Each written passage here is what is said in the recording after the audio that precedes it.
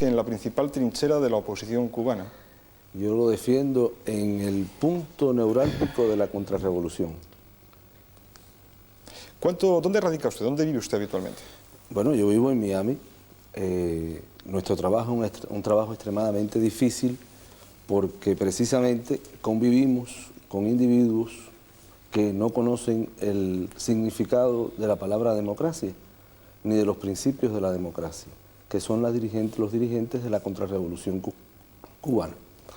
Nosotros hemos estado trabajando en Miami por los últimos 18 años. Mi familia salió del país en el año 60, yo contaba en aquel momento 13 años. Salieron porque se vieron amenazados por el proceso revolucionario. Eran una familia acomodada, burguesa si se quiere. No pensaron quedarse mucho tiempo fuera del país. Pensaron que en realidad los Estados Unidos iban a resolver el problema a través de una invasión. La invasión ocurrió en abril del 61. Los Estados Unidos no intervinieron de la manera que ellos pensaban que iban a intervenir. Fracasó la invasión y hasta ahora ese regreso no se ha podido realizar de la manera que ellos pensaban. El único que ha regresado a Cuba soy yo y regresé apoyando el proceso revolucionario de mi pueblo.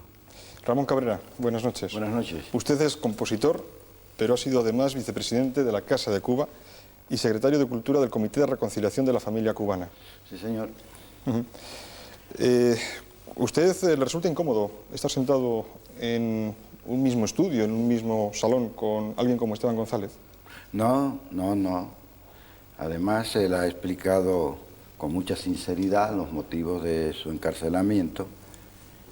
Y claro, en todos los gobiernos, cuando hay alguien que atenta contra los poderes del Estado, si es producto de una revolución como la cubana, donde tantos crímenes se cometieron, donde tantos políticos venales engañaron al pueblo, donde hubo tanta corrupción, y después ese pueblo ve que todo eso se ha erradicado, que no hay corrupción, que hay una justicia social para todo el mundo, que se comparte lo poco o lo mucho, pero todo el mundo toca igual. ¿Entiende? Pues entonces, cuando eso sucede y hay alguien que se opone a eso y que lucha contra eso, que está luchando contra los intereses generales de todo un pueblo, o por lo menos en su inmensa mayoría, el Estado lo tiene que frenar y lo frena metiéndolo en la cárcel de acuerdo con el delito que haya cometido, de acuerdo con la importancia que haya tenido ese delito. Luis Solano Mijailov, usted fue director del Instituto Pushkin de Moscú en La Habana y además vicedecano de la Facultad de Lengua Rusa de San Petersburgo. ¿Es usted consciente, señor Olano Mijailov, que si la Unión Soviética no se hubiese venido abajo, en Cuba seguramente, o no estaríamos hablando esta noche precisamente de Cuba?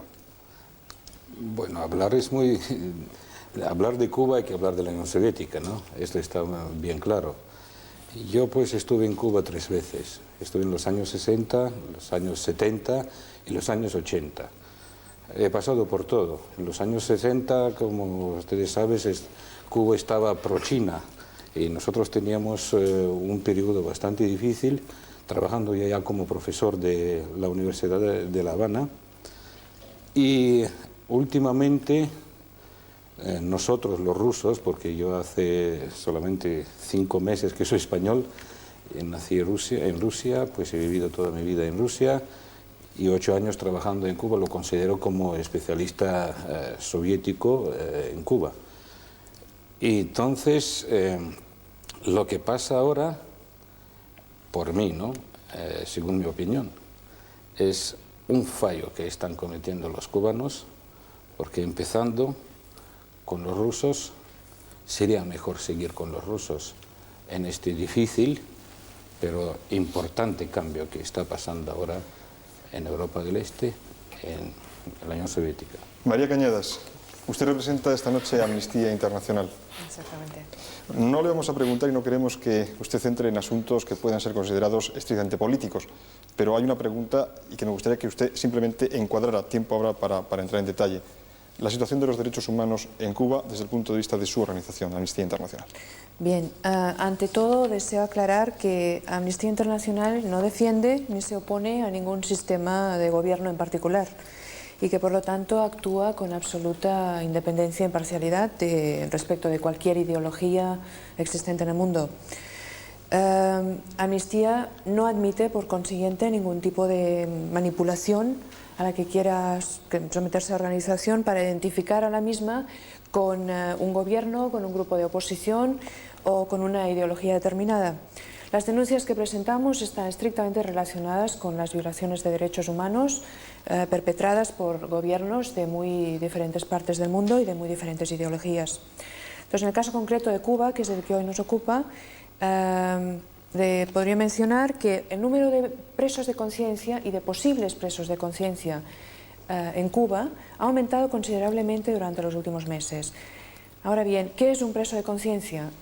El término preso de conciencia lo utiliza Amnistía Internacional para definir aquellas personas que están encarceladas o que sufren digamos, una restricción física por razones políticas, religiosas, étnicas, de sexo, de idioma o de color. En general, las personas que merecen el calificativo de presos de conciencia en Cuba son personas que pertenecen a grupos de derechos humanos o a grupos políticos de carácter no oficial y que han sido detenidas por ejercer sus derechos a la libertad de expresión y de asociación. Algunos están esperando ser juzgados, otros han sido condenados por delitos tales como difamación, asociación ilegal o propaganda enemiga.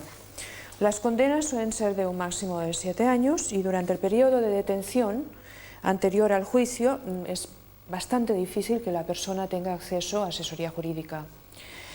Tiempo habrá, María, si le parece, de entrar más en detalle en todos estos datos. Antonio Izquierdo, vamos a terminar de situar esta noche las personas que se dan cita aquí. Antonio Izquierdo es compañero en los servicios informativos, espacio de noticias de Antena 3 Televisión.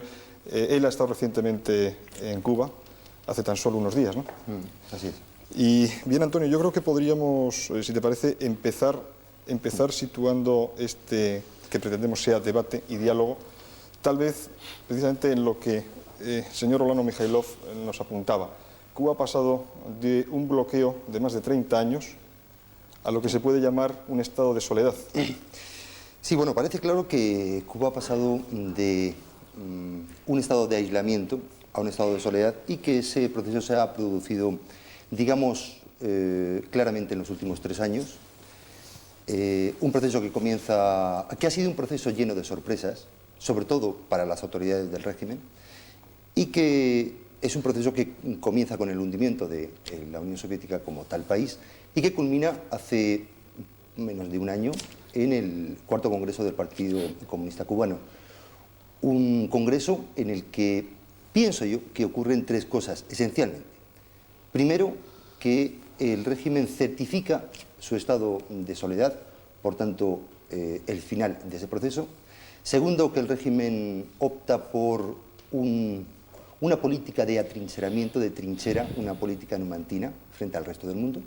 Y tercero, que comienza otro proceso político que es el principio de lo que el régimen mismo llama la reforma constitucional, que acaba de terminar hace unos días. Yo pienso que políticamente ese es el planteamiento. Señor González, Esteban González, ¿usted se siente un traidor a su patria? Indudablemente que no puedo sentirme un traidor. Y si se me permite la inmodestia, puedo decir que por el enfrentamiento que tuve con el régimen abierto, estoy más bien en una categoría de semihéroe. Dije que se me perdonara la inmodestia. ¿Cómo puede ser traidor un hombre que abogue por la justicia, que abogue porque su país sea feliz, que abogue porque no hayan tantas cárceles abarrotadas de personas?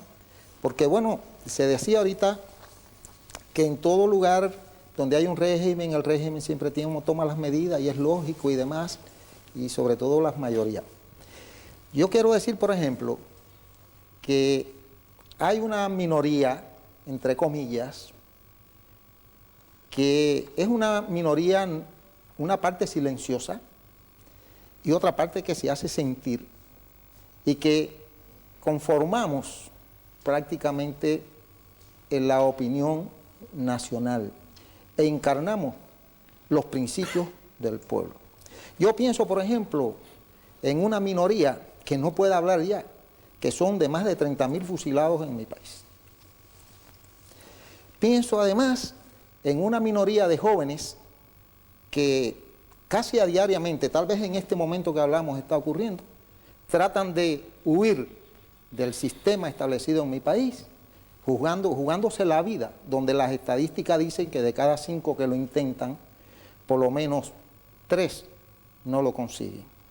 Algunos quedan en el mar y otros pasan a las prisiones o a sanciones dentro del país. Estoy también hablando de una minoría que no puede tampoco expresarse, que ha muerto en los campos de Europa y del mundo entero en aras de imponer la ideología de un sistema. Y, por supuesto, como culminación de este sistema, un hombre, al cual creo que ha sido ya más o menos señalado, en mi modesta opinión, como un psicópata, como una persona enamorada del poder extraordinariamente, donde él mismo se dice que es esclavo de su profesión, pero esclavo de una profesión donde él siempre tiene el mando y donde se cree dueño de 11 millones de personas. Existen 2 Cubas, por lo que estamos escuchando. No, yo creo que existe una Cuba, como siempre ha existido una Cuba. El problema es muy complejo.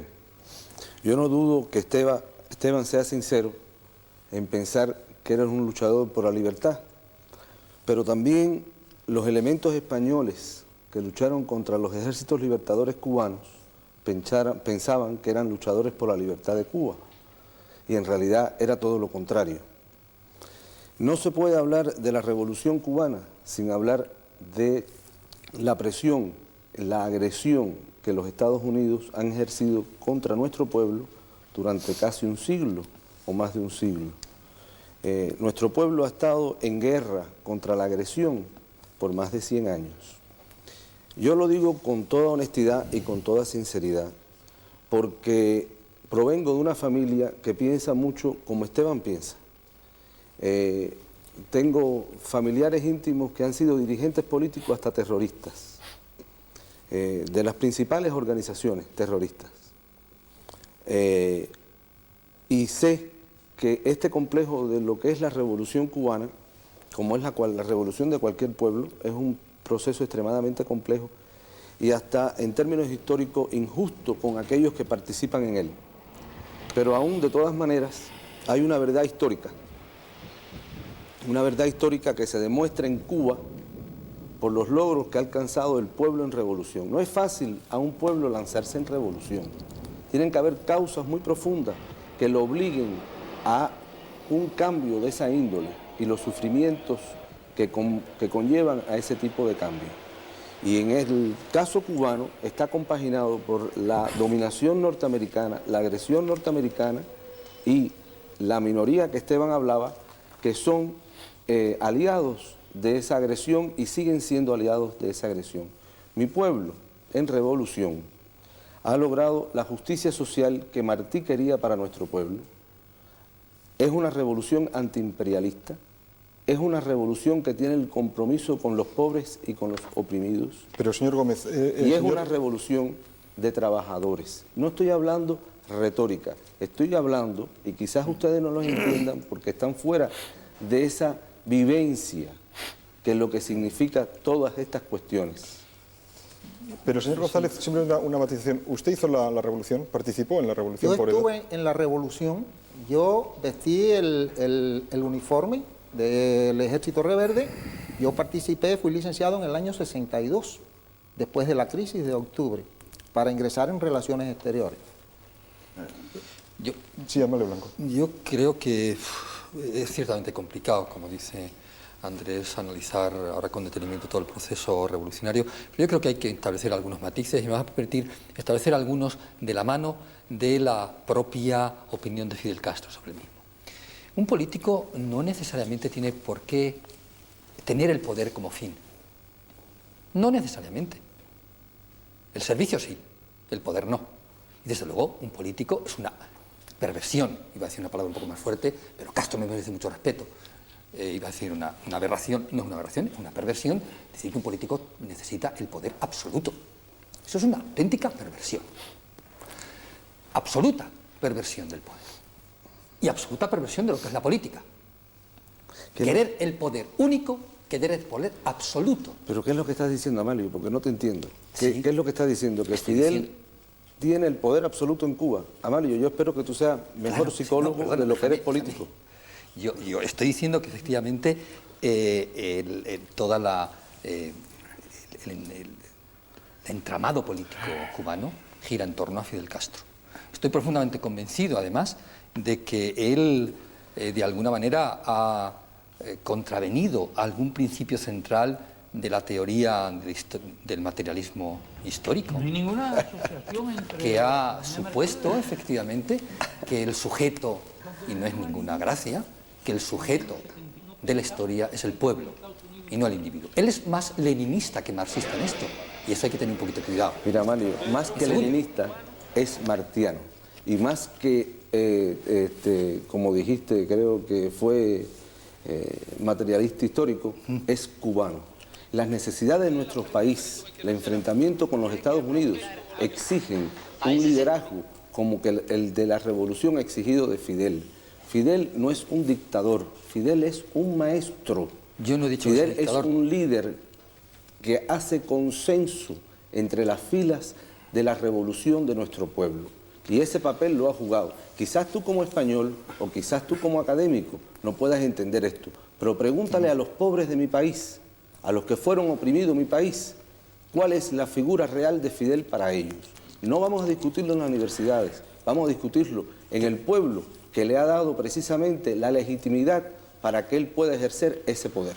Andrés, no estoy atacando a Fidel Castro, ¿eh? Yo No me has creo que entendido sí. para nada, no me has entendido para nada. No, por eso. No me has entendido para nada, estoy diciendo única y exclusivamente que efectivamente Cuba y la revolución, sobre todo, están excesivamente personalizadas. Y yo creo que es una perversión de política ese culto a la personalidad que efectivamente existe. Y ahora añado, y quiero añadir, efectivamente, la revolución ha conseguido logros en Cuba que no han conseguido todavía muchos países supuestamente democráticos en Latinoamérica y países en España. Pero, Vamos pero no por todo orden. es, pero no todo es del color de Cabrera rosa, y evidentemente. Esteban González.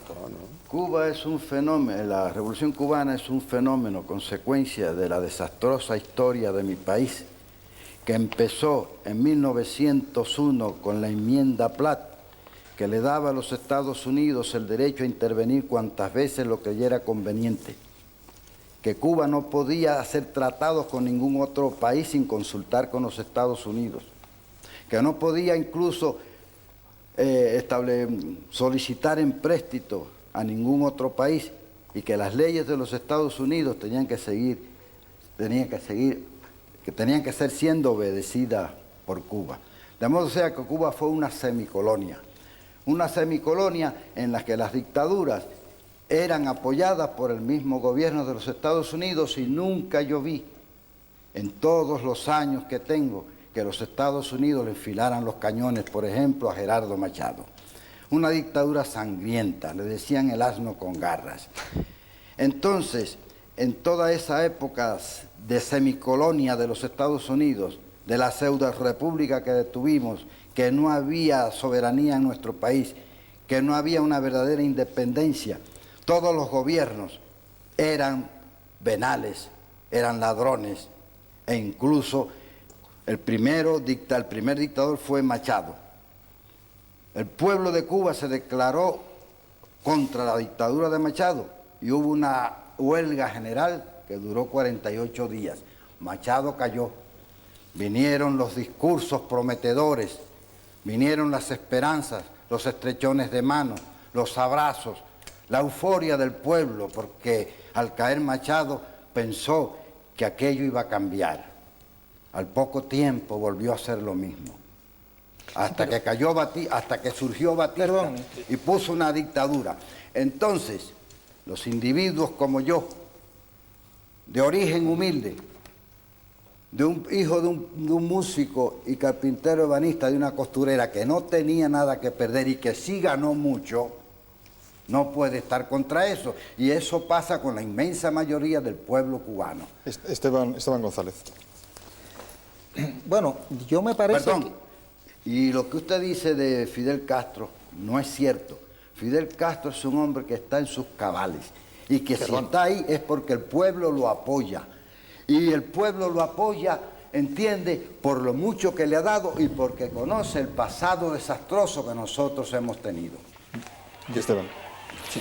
Y luego por alusiones. Bueno, primero, yo creo que no estamos aquí para juzgar al gobierno de Gerardo Machado, ni para el gobierno de Estrada Palma, ni para los otros gobiernos. Está bien que como un poco retórica se utilicen estos términos, pero yo quisiera ir más al grano, porque la situación de mi país de hoy no se debe exclusivamente a eso. Estoy de acuerdo en que el gobierno de Batista llegó a corrupción tal y demás y tronchó las esperanzas de unas elecciones generales en las cuales el propio Fidel Castro aspiraba dentro de un partido anticomunista como es el Partido Ortodoxo, aspiraba a un acta de representante. Batista tronchó eso y entonces eso generó todo un caldo de cultivo en que se da este fenómeno de la revolución. Y es verdad que la revolución al principio era un rosario de ideas justas, y por eso tuvo el apoyo de la inmensa mayoría del pueblo cubano. Eso es cierto, pero también es verdad que Fidel Castro fue monopolizando el poder e incluso fue eliminando de la escena política otras organizaciones que ayudaron al triunfo de ese proceso.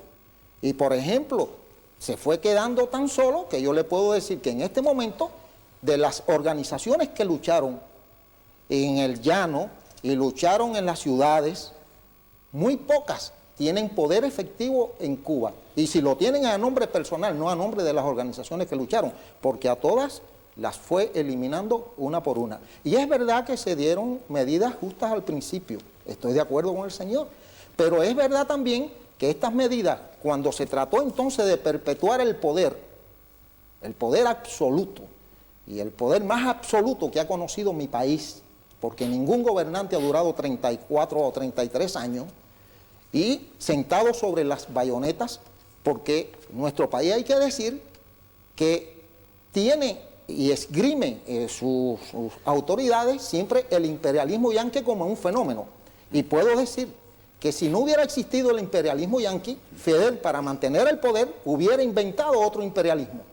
Porque mediante este fenómeno, mediante este fantasma que esgrime, es que él puede tomar medidas para silenciar la oposición dentro de Cuba. Y las leyes incluso dentro de Cuba, dadas por el propio dictador, como la Constitución de 1976, que quien la lea sabe que está hecha para un solo hombre, no para un pueblo, para un país. Si quiere podemos discutir algunos artículos de esta Constitución. Bueno, pues hicieron que Fidel no fuera el sueño que se pensó al principio, sino que fuera la antítesis de ese sueño. Y Fidel es el hombre que ha hecho que mi país tenga dos caras. Y efectivamente ha creado dentro de Cuba la llamada paz. Pero es una paz de las cárceles, porque se dicen logros en Cuba, se hablan de logros, aquí alguien habló de logros, pero nadie me ha dicho a mí, por ejemplo, por cuánto se multiplicaron las cárceles. En este momento hay más de 160 cárceles en Cuba. Permítanme todos, por favor, tenemos, me avisan desde Control de Realización que tenemos precisamente una llamada, estamos hablando de Cuba, y tenemos una llamada en estos momentos en directo con la ciudad de La Habana. José Antonio Tamargo, buenas noches. Hola, buenas noches. Tal vez una sola pregunta para una respuesta que pueda aportar algo de luz en este diálogo, en este debate que mantenemos aquí en Antena 3 Televisión. Sí. Hoy día se está hablando de logros, se está hablando de bloqueos, se está hablando de aislamiento. Hoy exactamente, ¿qué ha comido el ciudadano de La Habana? Bueno, pues lo normal que haya comido el ciudadano de La Habana hoy, pues ha sido arroz, frijoles, algo de viandas y huevo. La situación, José Antonio Tamargo, ha empeorado ostensiblemente en los últimos meses. Pues sí, ha empeorado porque hay una menor disminución, o sea, hay una disminución en la distribución de alimentos. por ejemplo, ahora que pasó la primavera y las grandes cosechas de la agricultura, pues ahora pues hay menos productos vegetales en el mercado y realmente se nota paulatinamente que se va deteriorando los niveles de consumo. Hombre, no ha llegado el hambre, porque no se puede decir que en Cuba haya hambre, pero si comparamos hoy en este momento, con hace 6 meses o 7 meses, pues es evidente que ha habido un vacío y un desnivel muy grande. José Antonio, muchísimas gracias, buenas noches. Buenas noches. Bien, pues de racionamiento, de aislamiento y en definitiva de economía vamos a seguir con estos asuntos en tan solo un minuto.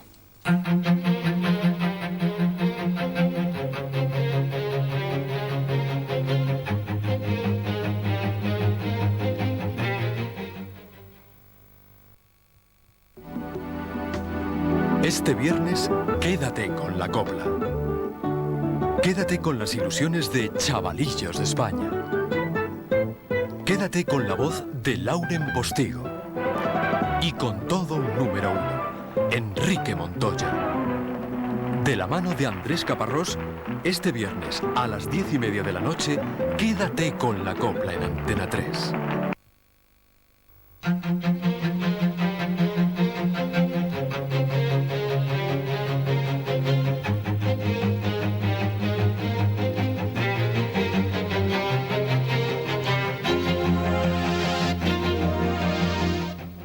Bien, entramos en instantes a hablar de la situación económica en Cuba, pero antes, Mario Blanco, de forma muy breve, por alusiones, pedía la palabra. Sí, sí, brevísima, porque efectivamente quería recordarle a Ramón que yo jamás he entrado en ninguna calificación de Fidel Castro desde el punto de vista psicológico ni social y tal, y además es muy aleccionador porque daos cuenta que vosotros, en cuanto se intenta no criticar mínimamente la figura, lo tenéis tan absolutamente idealizado que no permitís que Fidel Castro se diga nada. ¿Tú te crees que yo insultaba a Fidel Castro? Que estaba ciego con la historia, que estaba ciego con la historia. No, ¿qué va?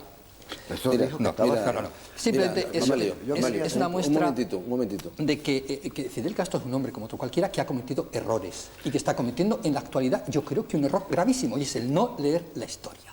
Pero y la historia, si no la lee, le pasará factura. Pero fíjate, y eso no es decir que Fidel Castro... empapado está Fidel es de la historia. Perdona, ¿me dejas que termine la expresión? Sí, perdona.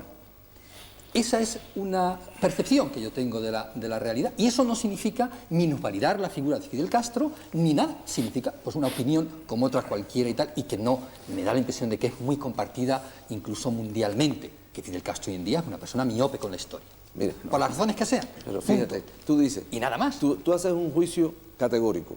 Fidel Castro es miope con la historia. ¿Tú crees que eso termina ahí? Eso tiene unas implicaciones políticas extraordinarias. Eso quiere decir que la revolución cubana está equivocada. Ahora, déjame especificarte algo. Discutir sobre un tema como este, en el espacio de una hora, con tantas personas que tienen tantas opiniones, sobre un tema tan difícil y opiniones muy profundas, porque las tiene Esteban, porque las tiene él, porque las tengo yo, y la tienes tú, a pesar de estar aquí en Madrid y ser un profesor de psicología, y la tiene la señora, y la tiene el señor que vivió en Cuba. Es casi imposible. Por lo tanto, dada la situación internacional, dada la situación de estos temas y la discusión de estos temas, en un ambiente que normalmente son hostiles al pueblo cubano, pues entonces se dificulta y uno luce como un poco apologético, tanto de sus figuras principales como de su proceso. Ni Ramón ni yo estoy seguro que idealizamos el proceso cubano, y ni Esteban tampoco, muy al contrario, porque lo conocemos profundamente y sabemos, pero una cosa es discutirlos entre compañeros y otra cosa es discutirlos conjunto a los enemigos y de frente a los enemigos. Y no te estoy diciendo que tú eres el enemigo de la revolución, estoy diciendo que toda la interpretación que se hace de la revolución cubana es hostil a ella.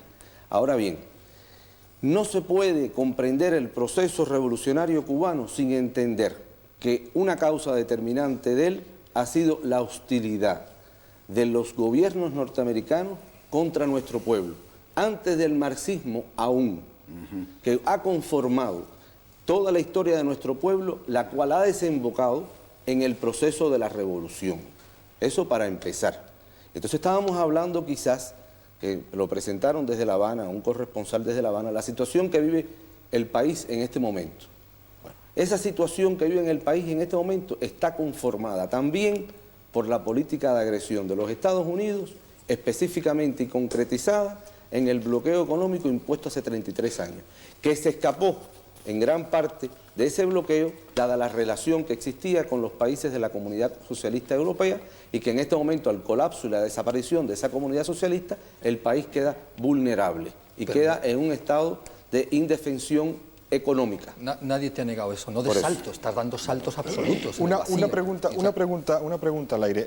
¿El bloqueo sigue siendo el principal responsable de la situación económica cubana? Fidel Castro, en su último discurso, anunciaba mayores sacrificios. Exactamente. Indiscutiblemente, en este momento, por ejemplo, estamos aquí un grupo de personas, tanto de los Estados Unidos, de la comunidad cubana emigrada en Estados Unidos, a la cual estoy representando en sus sectores más progresistas, aún aquellos que no están a favor de la revolución, pero que se oponen a la política de agresión contra Cuba, específicamente el bloqueo, y a un gran número de latinoamericanos que también se oponen a la política de agresión contra Cuba, específicamente el bloqueo.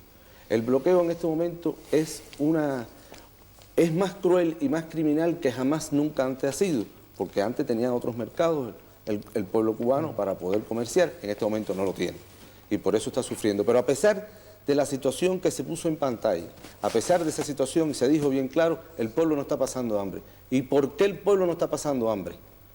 El pueblo no está pasando hambre porque se distribuye en primer lugar de manera igualitaria los productos que hay disponibles para que el pueblo pueda consumirlos, porque hay una distribución equitativa de los productos disponibles. ¿En qué otra sociedad de nuestra América, en qué otra sociedad del mundo, en este momento, hay distribución equitativa de los productos disponibles? Me gustaría, por favor, que... Sí, Cabrera, por favor, después, señor González. Yo quería contestarle al señor González. Yo estuve en Cuba hace un mes. El 1 de mayo me cogió allí. Aquello fue apoteósico. Yo no había visto una manifestación tan multitudinaria como esa. Con respecto a lo que dice el compañero Gómez, en 1807, Thomas Jefferson dijo que veía a Cuba como una importantísima adición que se podía ofrecer al sistema americano de Estado. Pero 2 meses y medio, luego John Quincy Adams dijo, poquito después, que el mundo debía acostumbrarse a la idea de que el continente americano era propiedad de los Estados Unidos. Después, The Times Sun dijo que geográficamente, por necesidad y por derecho, Cuba debía pertenecer a los Estados Unidos, que podía y debía pertenecer. Y 2 meses y medio después de la Revolución, cuando ni se había nacionalizado ninguna compañía norteamericana, ni se había proclamado el carácter socialista de la Revolución, el Departamento de Seguridad Nacional de Estado de los Estados Unidos puso en su agenda como punto principal el poner otro gobierno en Cuba que no fuera el de la Revolución. Entonces, desde comienzos de siglo, cuando no existía Marx, ni existía Engels, ni existía Lenin, ni se conocía, y muchos años antes de la Revolución Rusa, ya los Estados Unidos querían anexionarse a Cuba, y lo quieren actualmente. Y lo que es vergonzoso, y lo que es indignante, es que hayan cubanos que se pongan de parte de una potencia como los Estados Unidos para que Cuba vuelva a ser otra vez una semicolonia de ese país. Esteban, ¿está usted al servicio de los Estados Unidos? En lo absoluto. Y creo que tengo un sentimiento nacionalista que no quisiera hacer comparaciones, pero me parece que por lo menos se iguala al que más lo tenga. Una aclaración, yo no he querido decir que... No, el señor González yo estoy era... respondiendo a una pregunta que me hizo el señor Nieto. No estoy diciendo absolutamente nada. Pero quisiera un turnito ahí. Perdón, un momento. Ahora, yo sé que casi todos los que se fungen de líderes de la contrarrevolución son agentes de la CIA, pagados por los Estados Unidos. Esteban González, por favor. Sí. Bueno, nosotros formamos dentro de nuestro país un movimiento político que creíamos que teníamos derecho a hacerlo porque éramos cubanos. El señor Vargas lo sabe, porque Gómez, perdón, lo sabe porque fue a mi casa e incluso le expliqué parte de esto. Y le dije que íbamos a luchar sin métodos violentos. Le dije que nosotros no aprobábamos y es más, repudiábamos todo tipo de terrorismo. Es decir, íbamos, pero queríamos hacerlo en ese orden de cosas y teníamos derecho. Entonces ocurre que estamos ahora juzgando la historia. Es como decir que España, bueno, pues no debíamos ser simpatizantes de España porque España dijo que en Cuba iba a gastar el último soldado y la última peseta, porque Cuba era la joya más preciosa de su corona. Y Cuba fue uno de los últimos países latinoamericanos en liberarse precisamente por esta presión española. Pero es que estamos esgrimiendo la historia, estamos jugando la historia aquí o estamos simplemente analizando una situación actual de mi país. Pero la Entonces, causa... Permiso, que ahora estoy yo hablando, usted me permite que yo Perdóneme, González. Yo no le interrumpí. Perdóneme, González. Quiero decir lo siguiente, vuelvo otra vez de nuevo. Mire, el gobierno para poder tener razones, justificaciones delante del pueblo, tiene que aducir estos problemas. Porque en mi país, la prensa recogió en muchísimas oportunidades que el bloqueo estaba totalmente derrotado, que había sido vencido, que Cuba tenía relaciones con más países que nunca antes. Lo que ocurre fue lo siguiente, que la subversión, la ayuda, digamos, del pueblo soviético, del gobierno soviético marxista de Cuba, no fue simplemente aprovechada por el gobierno cubano, que se gastó todo su dinero mandando ejércitos al mundo entero y desangró a la juventud cubana en los campos del mundo entero para llevar a cabo su ideología, o simplemente la egolatría de un hombre que era quien gobernaba. Yo creo, un momentito, Amalio, porque es que Esteban se refirió a una entrevista, él no especificó claramente. Yo como periodista, director de la revista Rédito, entrevisté a Esteban en La Habana precisamente un mes o 2 meses antes que Esteban fuera detenido.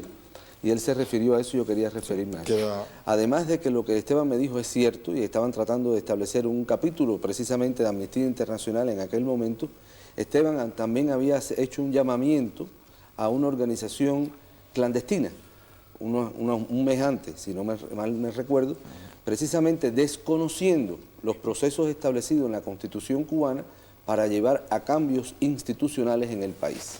En cualquier país del mundo, ese tipo de llamamiento a través de métodos inconstitucionales lleva a un delito y conlleva una pena. Precisamente en este país, hoy, en el diario El País, venía noticia de primera plana de un arcipreste, creo que es en el norte del país, que por albergar en su casa a 2 muchachos que él tenía que suponer que eran terroristas del ETA, fue condenado a 3 años de prisión. Imagínense qué hubiera sucedido si ese arcipreste hubiera hecho un llamamiento para la destrucción del sistema actual imperante en el país a través de métodos inconstitucionales. Yo creo que en realidad, un segundito, creo que en realidad la revolución cubana no está sustentada en las bayonetas. Yo creo que está sustentada en la mayoría del pueblo cubano y creo además que ha sido extremadamente benévola con sus adversarios. Por eso están los dirigentes contrarrevolucionarios vivos en Miami y por eso está el señor Esteban González aquí esta noche. Perdone, señor Gómez, un instante, porque creo que nos ha situado perfectamente una intervención de María Cañadas en nombre de Amnistía Internacional. Pero antes, señor Olano, lleva muchísimo tiempo callado, pero la Unión Soviética, como ve, por algo está usted aquí, no hace nada más que aparecer en la conversación. Sí, la discusión se pone muy interesante. Yo no niego del bloqueo de Estados Unidos a Cuba, pero yo me pregunto, ¿qué pasaría si rompiese ese bloqueo por parte de Estados Unidos? En este caso yo estoy de acuerdo con el señor Esteban.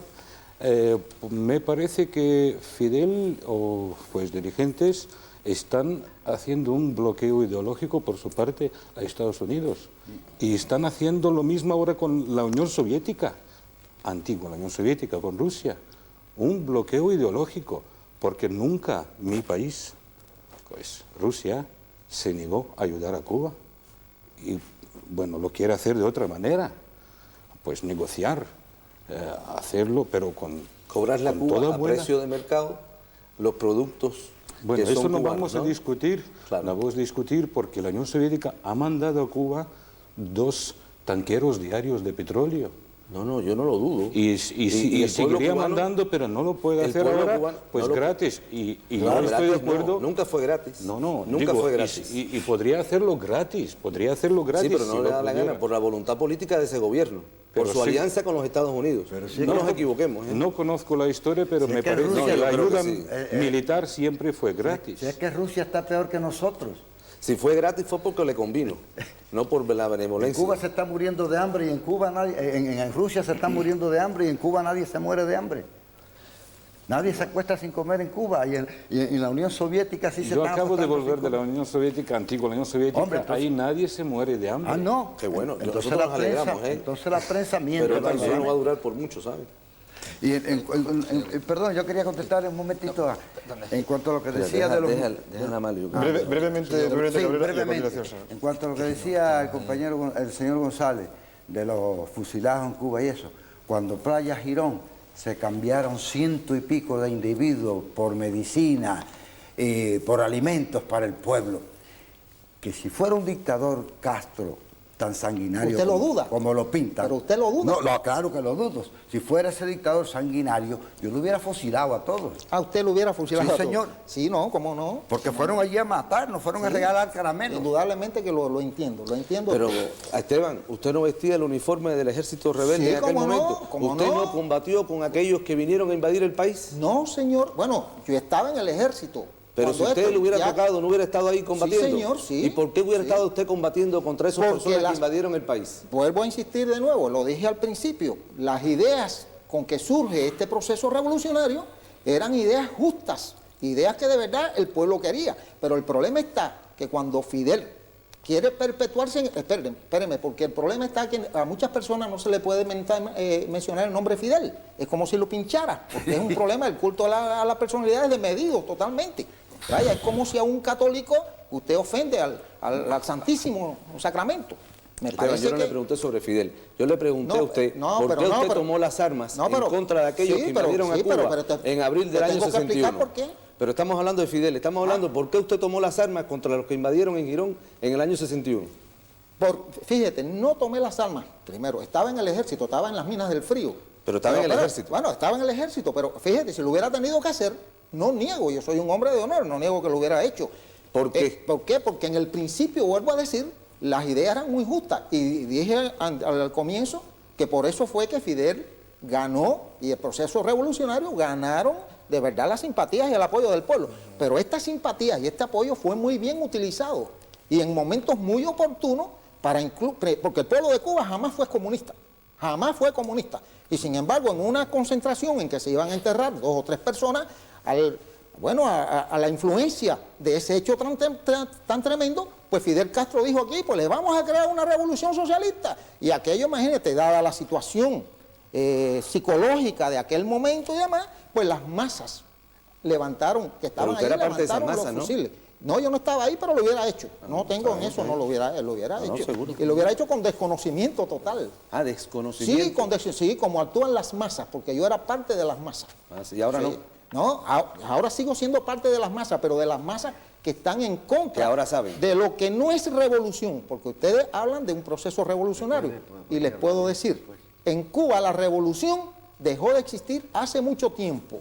Mucho Usted tiempo, sabe, porque la Esteban, revolución no es un hombre en el poder. Usted La sabe, revolución Esteban, no son miles de fusilados. La revolución no es simplemente el mayor ejército relativo que hay en América Latina. La revolución no es amordazar al pueblo. La revolución no es ser un solo empleador, que la vida de Usted todo sabe, el Esteban, mundo una depende cosita de nada ese más. empleador. Usted sabe que esos mismos individuos que dirigieron la invasión de Girón, con esos mismos aliados que fueron los que los financiaron y los armaron, son los mismos que tienen los mismos intereses, los mismos objetivos de destruir al pueblo, que en aquel momento usted trataba de combatirlos a ellos. Sí, pero la vida es dialéctica. Ah, A sí. lo mejor ellos supieron ver antes que yo. Ah. Y no lo niego, ¿cómo no? No quiero que se nos vaya esto un poco de las manos, perdón Cabrera, pero es que estaban ustedes hablando antes precisamente de bloqueo y estaban hablando precisamente de hacia dónde puede ir el pueblo cubano, precisamente en la intervención de Olano Mikhailov. Me gustaría preguntar exactamente, tratar hacia dónde puede ir el pueblo cubano. Y antes me gustaría hacer la pregunta en el centro de donde ustedes dicen precisamente que está el mar y el origen de la situación de Cuba, Cabrera. Es que no hay bloqueo y ahora mismo los Estados Unidos han creado una ley que condena a cualquier barco de cualquier país que vaya a Cuba a suministrar a Cuba alimentos o lo que sea, a que ese barco pueda atracar en los muelles norteamericanos. ¿No es bloqueo eso? Vamos a preguntarlo. Washington, Rafael Ramos, buenas noches. Buenas noches. ¿Qué salida tiene Cuba desde Estados Unidos? ¿Qué va a hacer la nueva administración norteamericana? Yo primero quisiera decir que es curioso que el tema cubano ni siquiera es objeto de debate político en esta campaña electoral norteamericana, en la que se habla de casi todo, de política internacional menos que de política doméstica, pero el tema cubano no vale aparentemente los suficientes votos ni para demócratas ni para republicanos como para que esté en la picota de los temas de actualidad. La posición de la administración Bush es continuar la presión sobre Cuba más si cabe todavía. Haya técnicamente o no bloqueo, lo cierto es que Estados Unidos está haciendo y va a seguir haciendo todo lo que pueda para ahorcar al régimen castrista lentamente. La posición de Estados Unidos es que la caída de Fidel Castro y del comunismo, que es un anacronismo a su juicio en el Caribe y en Latinoamérica, es simplemente una cuestión de tiempo, que Castro y el castrismo no puede sobrevivir demasiado dada la coyuntura económica. Estados Unidos ha hecho todo lo posible por presionar a la Rusia de Boris Yeltsin y antes a la difunta Unión Soviética de Mikhail Gorbachev para que dejaran de ayudar en toda forma y en todo tipo a Cuba. Y Bush, si sigue en el poder, va a seguir con esta política. Si Bush pierde y Bill Clinton es el nuevo presidente de los Estados Unidos, entonces es objeto de debate qué podría pasar. Pero hoy por hoy la posición de Estados Unidos es que hay que seguir ahorcando económicamente a Cuba y que el sufrimiento o los inconvenientes que pueda sufrir la población cubana están justificados para la causa más grande a juicio de Bush, que es fomentar la constitución de un régimen democrático en la isla. Esto es básicamente la posición de Estados Unidos. Gracias Rafael Ramos. Lo cierto es que llevan más de 30 años intentando que Castro caiga y Castro sigue en el gobierno cubano. Señores, volvemos en un instante. No se muevan, por favor.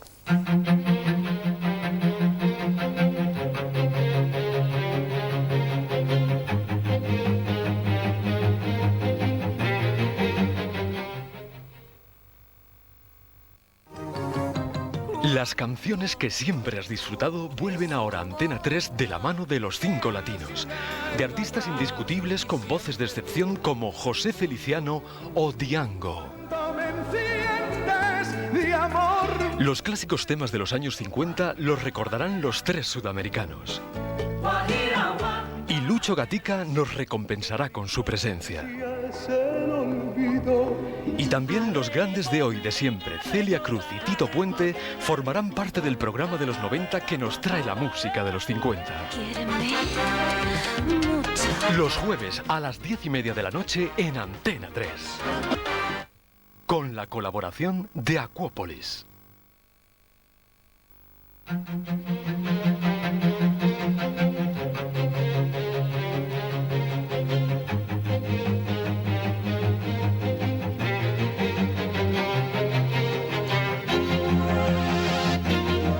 Bien, abordamos la recta final. Antonio Izquierdo, hablábamos de situación económica difícil y de posibles salidas. Situación económica, solamente una frase para resumirlo. Yo he visto una Cuba en la que alimentarse es una cuestión de la que se tiene que preocupar cada cubano muy de mañana, si quiere que por la noche pueda tener algo para echarse al estómago. Yo he visto una Cuba hace unos días en la que se puede empezar a pasar hambre seriamente dentro de muy poco, en la que las prostitutas no trabajan para comer mejor, sino para comer, y eso no ocurre en muchos países. Y he visto un país en el que se anuncia que para los próximos 3 meses no va a entrar ningún barco con petróleo. Y las salidas. He conocido hace unos días en La Habana a varios corresponsales occidentales que han renunciado a sus vacaciones de verano porque no quieren perderse lo que puede ocurrir. Una opinión que no comparten opositores con los que también he hablado, que piensan que el régimen puede aguantar todavía algunos años. Salidas, si es violenta, casi todo el mundo está de acuerdo en que Rumanía habrá sido una anécdota histórica comparada con lo que puede pasar en Cuba, porque cada cubano tiene una cuenta pendiente con otro cubano, porque me han contado que, y yo lo he comprobado, el aparato de vigilancia interior es muy sofisticado. Y lo último, la paradoja. Cuando yo he preguntado si la salida es pacífica, ¿por quién apuesta usted para liderar esa salida?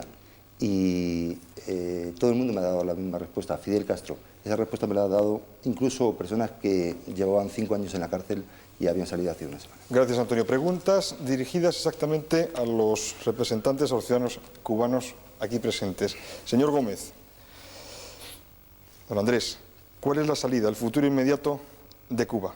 Mira, el proceso cubano, como cualquier proceso humano, sobre todo porque es revolucionario, es un proceso inconcluso. Definitivamente en este momento tiene condiciones extremadamente difíciles que afrontar, sobre todo las económicas, que pueden tener implicaciones políticas. Pero ese pueblo también está muy consciente de los logros que ha obtenido y del sacrificio que ha tenido que hacer para obtener esos logros y para mantener y para defender esos logros, que comparado con el resto de las poblaciones de nuestra América son infinitamente mejor, a pesar de que el proceso cubano no es el mejor de los procesos que pudieran haber existido si las condiciones hubiesen sido diferentes. Las condiciones que lo hicieron así, que lo condicionaron así, fueron de una forma. Y el proceso para sobrevivir, para defenderse, para desarrollarse, tuvo que responder a ello. Yo y los que yo represento, lo que abogan es por una política de reconciliación, una política de paz que respete la decisión del pueblo cubano a hacer su proceso en paz por todo el derecho soberano que tiene ese pueblo a hacerlo. Y además cito, para terminar brevemente, la cita de José Martí en relación al derecho del pueblo cubano a hacer su revolución, diciendo lo siguiente: que esa determinación tan respetable es que debe imponer silencio a aquellos cubanos menos venturosos que no se sienten poseídos de igual fe en la capacidad de su pueblo. Esteban González, ¿cuál es la salida desde su punto de vista que tiene Cuba? A mi juicio, la única salida que tiene Cuba es simplemente cambiar totalmente el sistema que le ha sido impuesto. Pienso que la dirección revolucionaria ha fracasado totalmente, que 32 años son muchos años para exhibir algunas cosas que de todos modos en el tiempo se hubieran logrado cualquier sistema, en definitiva. Pero sin embargo, pienso que hay tanta cosa mala, que hay tanta cosa podrida dentro de Cuba, que hay tanta inhumanidad, que hay tan poca participación del pueblo realmente en su destino, porque nunca podemos confundir pueblo de Cuba con gobierno. Creo que régimen y pueblo son dos cosas diferentes. Me adhiero a las palabras de Martí, pero del pueblo, no del sistema. Señor Cabrera, muy brevemente. Bueno, por ejemplo, en Cuba hay 243.000 médicos y no recuerdo bien, 34 médicos por cada 10 ciudadanos. Le hago una pregunta muy concreta, señor Cabrera. ¿El régimen cubano, el régimen de Cuba, puede seguir a pesar o después de Fidel? Bueno, puede seguir porque yo pude comprobar, como antes dije, el 1 de mayo, de la multitudinaria manifestación que allí hubo, creo que 1 millón de personas, y nadie obligó a nadie a que fuera a ese 1 de mayo. Entonces el Fidel Castro tiene el apoyo de la mayoría del pueblo, ¿entiende? Yo no creo que un gobierno, un dictador, ya que dicen que él es un dictador, pueda mantenerse 33 años en contra de la voluntad de un pueblo. a Mario Blanco. La historia está llena La historia está llena de líderes que tienen el Sí. apoyo de un pueblo hasta que lo pierden. Claro, claro, es decir, hubo más de 1 millón, efectivamente, yo tengo muy buenas noticias de eso, hubo casi 2 millones, casi toda La Habana estaba el día 1 de mayo allí, pero yo le aseguro, y me duele decirlo, que de esos más del 50% al día siguiente estarían pidiendo la cabeza de Castro. Porque la masa, perdón, ¿Usted es adivino? Perdón, estoy hablando. No, pero usted está haciendo afirmaciones Perdón, categóricas. estamos terminando, señor Blanco, termine, por favor. Y estoy hablando desde un conocimiento de la psicología de las masas. No desprecie usted la psicología de las masas. La psicología de las masas. No Se leen desprecie los libros. No desprecie usted la ciencia. La ciencia, no la ciencia. Vale, si yo No se escude en la ciencia, Amalio. Perdón, está haciendo juicios categóricos en contra de la Señor revolución, Gómez, escudándose en la ciencia. estamos terminando, por favor. Justamente esa es la idea que yo no acepto, que en cuanto uno da un juicio, le tachen de juicios categóricos, de contrarrevolucionario, de traidor, Mire, de atiéndeme. enemigo de la No, revolución. la cuestión no es eso. No, perdón. Yo le permito a usted y le respaldo su derecho al juicio. La cuestión es que no se escude en la cuestión de la ciencia, porque eso es mentira. No, perdón, bueno, yo no hablo Perdón, estamos pidiendo una opinión muy personal, señor. No es una señor opinión personal. No es una opinión Ah, personal. no, eso es lo que yo ha objeto. hecho Perdón. sistemáticamente la psicología de las masas. La masa no es racional, la masa es muy emotiva. Y esos 2 millones de personas que apoyan un día a Castro, al día siguiente piden su cabeza. Punto. Perdón, una pregunta nada más. Y no estoy hablando en contra de Castro, que es lo que yo entiendo. señor Blanco. No, una pregunta nada más. Perdón. María Cañadas, por favor. Nos queda pendiente el tema de los juicios en Sí, me gustaría hablar un poquito de eso. Me gustaría hablar de los juicios que reciben los presos de conciencia, que continúan sin tener las normas mínimas exigidas, las garantías mínimas exigidas por las normas internacionales. Los presos son juzgados, presos de conciencia, presos políticos en su mayoría, o bien por tribunales provinciales, por delitos contra la seguridad del Estado, o bien por tribunales municipales por delitos contra el orden público. Los tribunales municipales normalmente juzgan a estas personas a los pocos días de su arresto. Los tribunales provinciales suelen demorarse mucho más, suelen esperar varios meses antes de someterlas a juicio. Y tanto en un caso como en el otro existe siempre una gran escasez de asistencia jurídica. Quería también aprovechar estos últimos segundos para indicar cuáles han sido los llamamientos que Amnistía Internacional ha hecho a las autoridades cubanas. En primer lugar, que se libere a todos los presos de conciencia. En segundo lugar, que se garantice el debido acceso a abogados defensores a estos presos de conciencia. Que se investiguen también los malos tratos y las muertes ocasionadas en prisión en circunstancias sospechosas. Y por último, que se deje de aplicar la pena de muerte, que lamentablemente el año pasado hubo 2 casos de aplicación de pena de muerte en 1991, lo cual fue una gran sorpresa para Amnistía, puesto que se trataba de las primeras ejecuciones de las que Amnistía había tenido noticia desde julio de 1989. Y aquí termino. Gracias, María. Vamos a terminar. Señor Ono Mijailov, es usted el... Bueno, 2 palabras, el que termina. lo que quería decir. Yo conozco todos los logros de Cuba, porque he estado de casi 30 años, en total 8, ¿no? Pero durante 30 años. Y un amigo mío cubano ayer me dijo, habrá guerra civil. Y yo no sé, no conozco el tema, por eso yo pienso que con todos los logros Cuba puede integrarse en el sistema mundial con honor, ¿no? Y con una gran potencia que tiene Cuba relativamente, ¿no? Con otros países. Pero yo la salida no veo. Bien, no me negarán ustedes, porque es imposible hacerlo, que hablar de Cuba es siempre apasionante, siempre levanta polémica y siempre hay alguien en contra de alguien. Tal vez porque en el fondo todos al final somos latinos, pero en cualquier caso Cuba está muy cerca de España, está muy cerca de este país.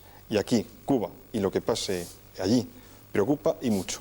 Hemos querido hablar de Cuba, también de Fidel Castro, porque es inevitable no hacerlo, aprovechando la cumbre iberoamericana y la visita del comandante en España. Señores, ha sido todo. Esperamos, o espero, que esto haya podido arrojar más luz sobre este asunto, que haya podido clarificar opiniones y que haya servido en definitiva para algo. Muchas gracias a todos ustedes por estar aquí y buenas noches. Muchas gracias. Buenas noches.